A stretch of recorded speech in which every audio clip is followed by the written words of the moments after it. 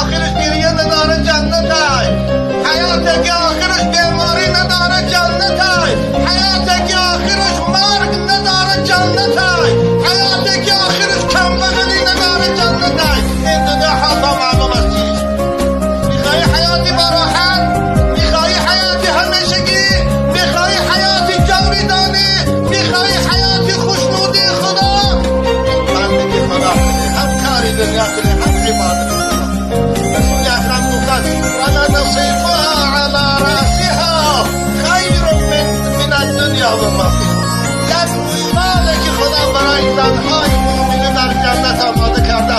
اگر امروز باشه در اکسیان انگلیسا بیارد همه دنیا را تریلیاردهاش قیمت یک رویمالی اونو دارد.